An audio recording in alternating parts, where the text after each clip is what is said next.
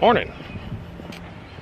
Well, we are cleaning out the sprayer this morning because we're getting ready to go over to Kentucky and spray our sweet corn ground. Now, the sprayer should be technically good to go. If you've been following along for a while, you know last year we actually pretty much redid everything on this sprayer. The one thing that we did not redo was this front piece here, and I don't know if you can see that very well or not, but we fixed that. Me and Corey fixed that earlier this year, so it should be good to go.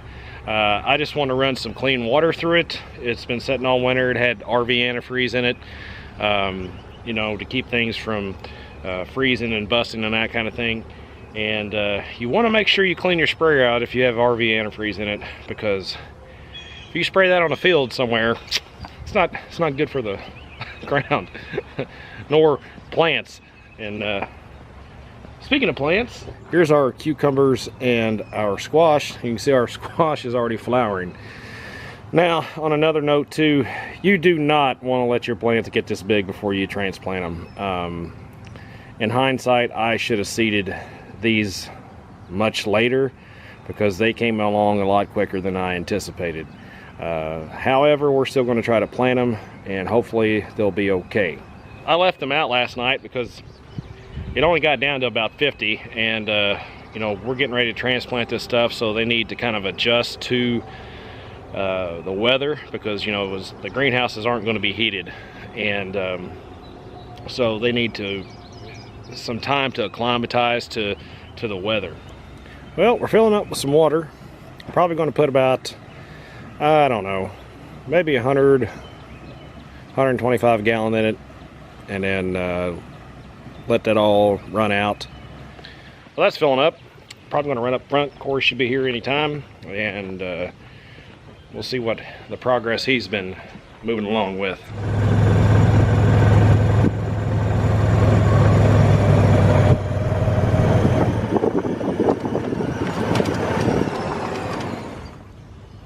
So that's looking pretty daggone good compared to, you know, what it looked like this before. We're going to try to reuse this section of plastic up here, at least for our broccoli and cauliflower and cabbage. So we're just taking that mower up there and mowing down between the rows, and then blowing stuff off with the leaf blower and stuff like that, just to get it ready. We do have a water wheel, but I believe what we'll do is we're just going to come down through here, and then we'll pull these old roots out of the hole, and then we'll just shove the new plant down in there. That way we're not putting a bunch of new holes in the plastic in case the water wheel doesn't line up perfectly. Then I'm going to take the backpack sprayer down the middle of these rows and put some pre-emergent herbicide on here to keep the weeds from coming up. But that thatch and stuff that's there should be kind of nice, so it won't be so muddy when we're walking through the rows. I do like that aspect of it. And plus we're saving some money by reusing the plastic. It's always still amazing to me that the ground conditions from here in Indiana over to Kentucky, I mean, you can see that this ground here is still wet. I mean, we really couldn't till this. You know, over in Kentucky it's dry. We worked ground yesterday getting ready to plant sweet corn. So that's another reason we're actually trying to reuse this plastic, because just the field conditions here, we can't get out here to till anything. But we can, you know, come out here and plant by hand. Is that ideal? No, but we want to get stuff in the ground as soon as we can, so we're going to try it that way anyway. We can also go down there and check out the strawberries. We've got a lot of work to do there on those too. Here are the strawberries. Yeah, they made it through the winter all right. They got some runners there. Looking pretty good. Now there are a lot of weeds and stuff here. because last fall, and you know, we've only got like 4 rows here. I just wanted to try this out. Instead of putting row covers on it, we just let the weeds kind of grow up and then cut the weeds and let them kind of fall over the plant, so it kind of acted as a natural cover. I know people who's grown strawberries for years, and the only thing they do is just put straw over top of them in the fall. So but strawberries look good. They're starting to get some blooms, so we're definitely going to have to hook the fertilize up this weekend and get those guys some nutrients so they can make us some nice ripe berries here in about a month.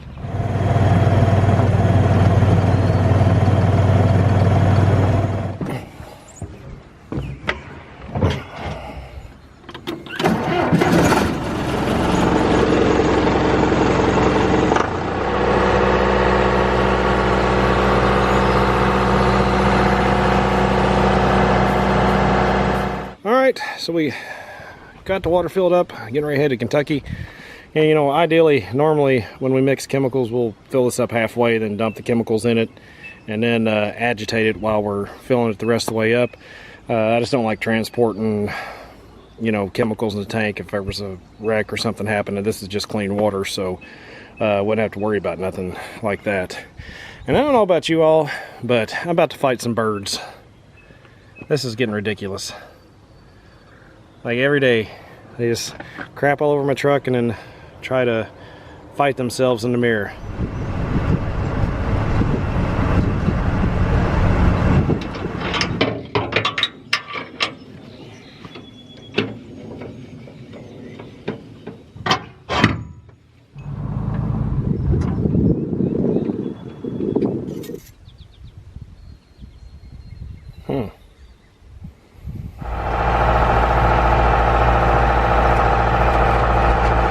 So I pulled the tractor up here at the barn because when I checked the oil back there, it was reading over the full mark.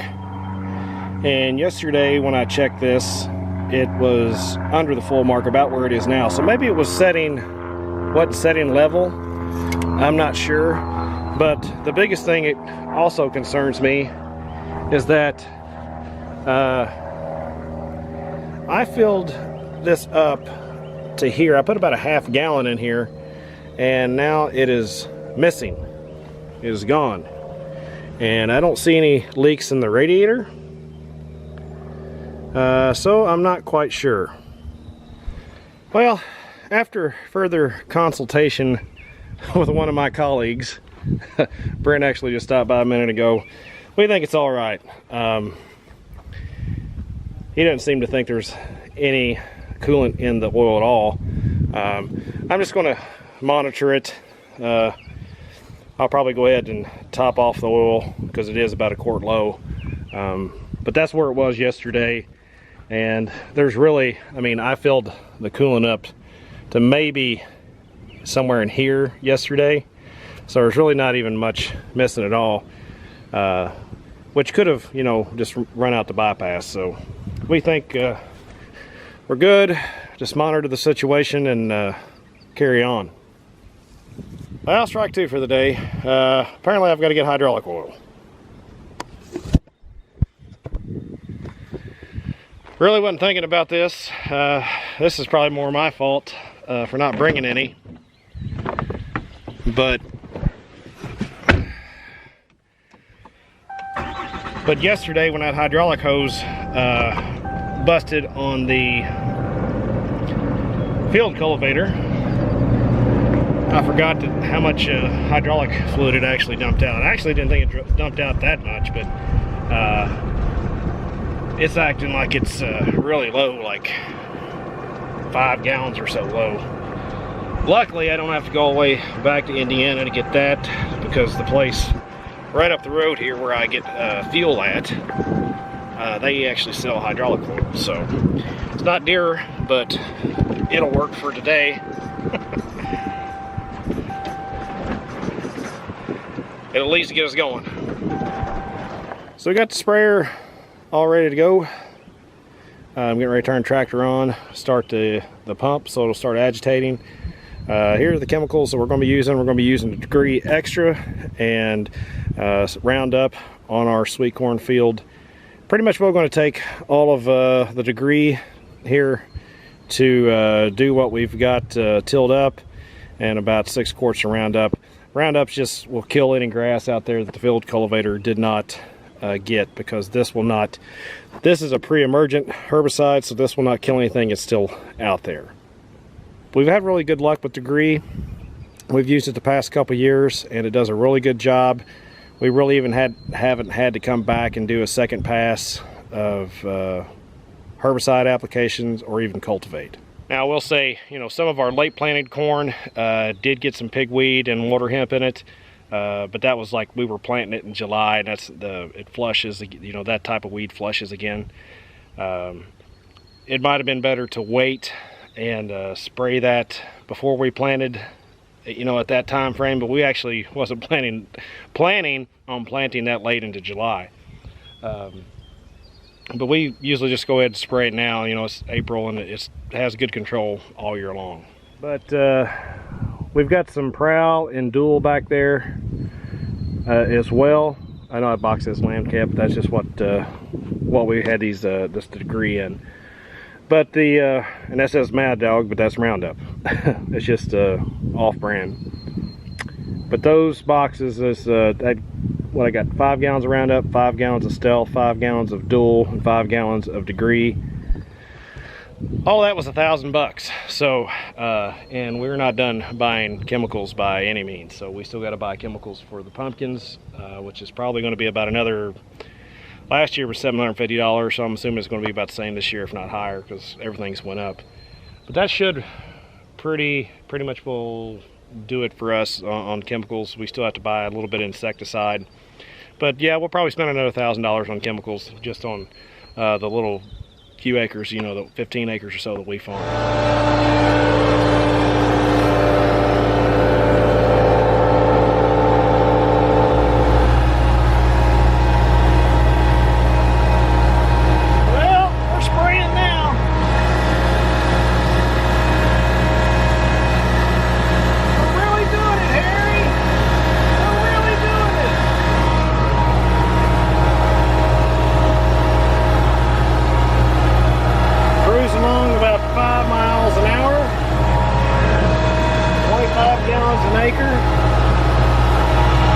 Starting to get excited now. We're going to get some sweet corn in the ground. Alright, I'm going to put you guys down so I can pay attention to what I'm doing, because I'm kind of doing this free-handed. Brent's got my GPS he needed to use at the plant, so but it won't be the first time that I've done it, so, and I'm sure it won't be the last. Just pick a straight line and go for it. This field's pretty straight, so should be good. So got the planter out, got everything set up on it. Last thing I planted with this was actually sweet corn, so depth should be good. I did switch the transmission over to 22,000 because that's what we mainly planted last year. I just think I had some extra seed last year at the end of the year and I was trying to run it out. So but just check the meters, make sure there was nothing plugging those up, anything like that. Should be good to go. So here are our sweet corn hybrids that we're raising this year. As always, we're raising the Obsession. Last year we only had a limited supply of Obsession, and we also raised some SV9010A, which is a really good corn. But Obsession is just a really good all-around sweet corn, freezes well, it's great out of the field, keeps well, just really can't say enough good things about it. Also, we're going to be raising Kickoff. This is our early season corn, so this is a 69-day corn. The Obsession, I believe, is like an 82 or 83-day corn. So if we plant these at the same time, they're going to be ready at different times based off of their maturity date. So this is a non-GMO corn, and it is a super sweet, I think, and Obsession is a triple sweet, I believe. So we can't really plant these next to each other, so we have to have like a buffer area because we don't want them cross-pollinating. So we're going to plant the Kickoff way down there in that far corner, and then we're going to plant, probably plant this way with the kickoff, and then we'll leave a buffer strip and plant the Obsession long ways with the field. We're going to be planting about a ½ acre of each. Actually, these rows here, 8 rows is a ½ acre, so we'll be doing that, and then however many rows ends up with the kickoff, because the rows will be much shorter over there. But going to fill up the planter, and yeah, we're gonna plant some sweet corn.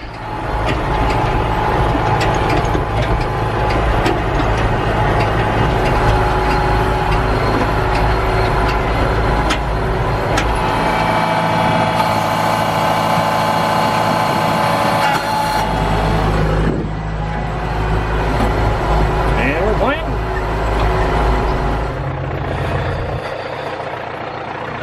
Yeah, there's a seed.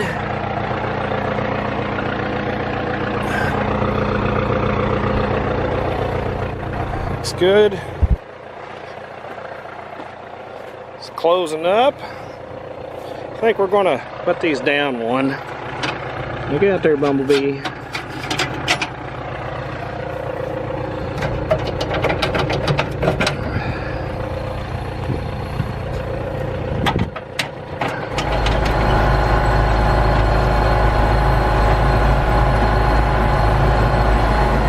So we got all the kickoff planted. Now we're working on getting our Obsession planted. Again, it's just 8 rows of the Obsession. I can't remember how many rows have turned out on the kickoff. It was quite a bit, but they're much shorter rows. But yeah, sweet corn season, or sweet corn planting season is here.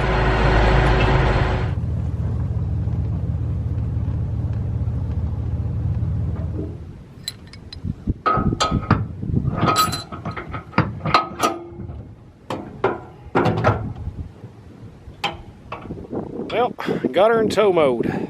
We're gonna take this back over to Indiana, and then probably maybe come back and get the sprayer tonight, not sure. There's a slight chance of rain in the morning, so if nothing else, I might go ahead and plant the green beans tonight, and then I can spray them tomorrow or Saturday or something like that if it does happen to rain a little bit in the morning. So I want to head back across the creek.